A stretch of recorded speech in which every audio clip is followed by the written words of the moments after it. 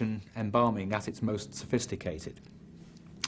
The body of this elderly woman has been very carefully prepared, and you can tell that for a number of reasons. The hair is extremely well preserved. It would originally have been grey or white, but it's now been stained a reddish colour because of the resin which was applied to the entire surface of the body. The nose has retained its original shape, and this is an indication of the care of the embalmers. This is the incision which the embalmer made in the flank in order to extract the internal organs. The hands, and particularly the fingernails, are extremely well preserved, and this is another indication of the sophisticated techniques employed on embalming this particular lady. The fingernails have been held in position by winding very fine linen threads around each finger, and this is certainly not a feature of every mummy and is an indication of the careful methods employed by hair embalmers.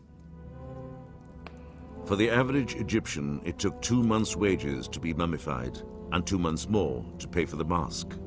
But at any cost, the price was worth it.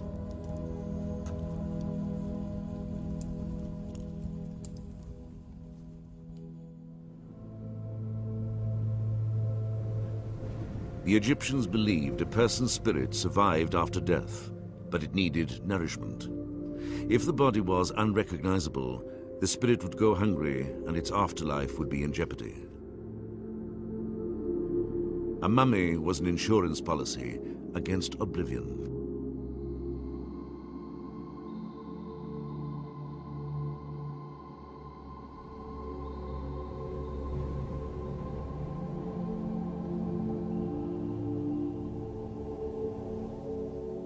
As early as 4000 BC, Egypt's dead were buried in shallow graves in the desert. The hot, dry sand naturally withdrew moisture, preventing the growth of bacteria and decay.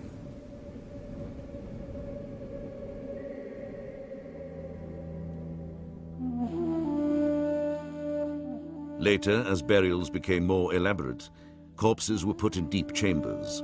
But without the dry heat of the desert sand, decomposition set in. To preserve the body, the Egyptians borrowed from nature and developed the art of mummification.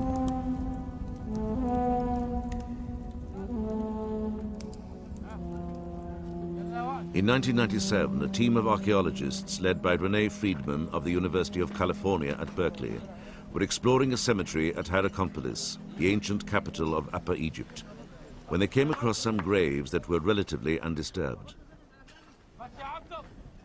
Though most had been plundered in antiquity, the remains were in remarkably good condition. One, an adult female aged 20 to 35, was still covered in matting and surrounded by 7 pots filled with food offerings. She died around 3500 BC, and her head, hands and arms had been wrapped in narrow strips of linen. Until now, the oldest known artificially preserved mummy dated back to 2950 BC. But the discovery of resin on the skin and linen of some of the bodies at Hierakonpolis suggests that the Egyptians were experimenting with the art of mummification some 500 years earlier than previously thought.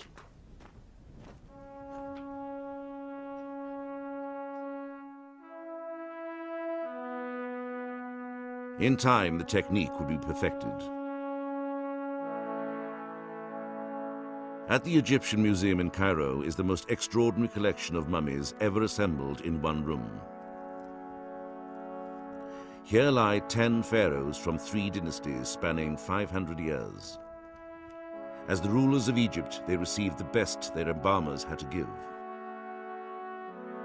Even in death, Thutmose IV looks like a king. His arms are carefully folded on his chest. His fingers are bent as if wrapped around a royal scepter. Seti I is over 3,000 years old. Despite a broken neck, his face still appears astonishingly lifelike and serene.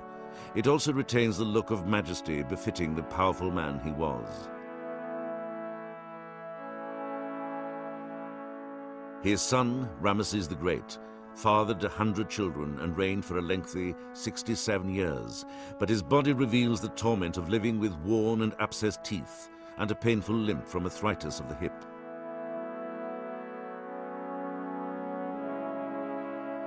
The body of Ramesses V is so well preserved, it even retains a rash of tiny sores attributed to smallpox, a deadly viral disease.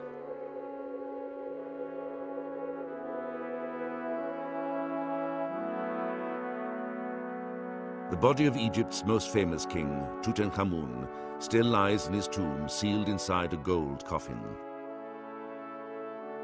Examination of his mummy in the 1970s revealed that his head isn't so well preserved, but X-rays of his skull have sparked a heated debate.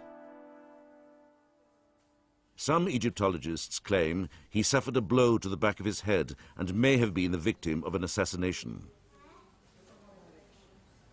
Robert Connolly of the University of Liverpool conducted the original studies on Tutankhamun's X-rays. One of the earliest suggestions was that the back of the head may have shown some injury or perhaps some thinning of the bone, suggesting a blow to the back of the head. You cannot see anything on this X-ray. There is no evidence, no real suggestion of a blow to the back of the head. Other people have suggested there may be some injury here around the ear. That is a perfectly normal appearance for the skull. The only fragment of bone which is out of place is there. And we know exactly where that came from. That came from a plate of bone here, which separates the nose from the brain cavity. And during mummification, when they removed the brain, this was done by fracturing this bone through the nose and removing the brain through the hole. And that fragment of bone there really should be there. And that is the only abnormality. There is absolutely no evidence on this X-ray suggesting cause of death. But in the case of Artemidorus, evidence of violence is more obvious.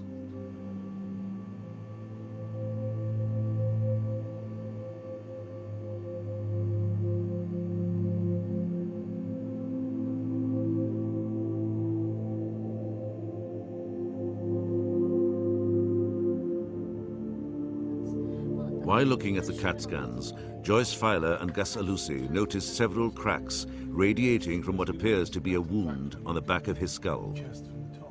You can see quite clearly some nice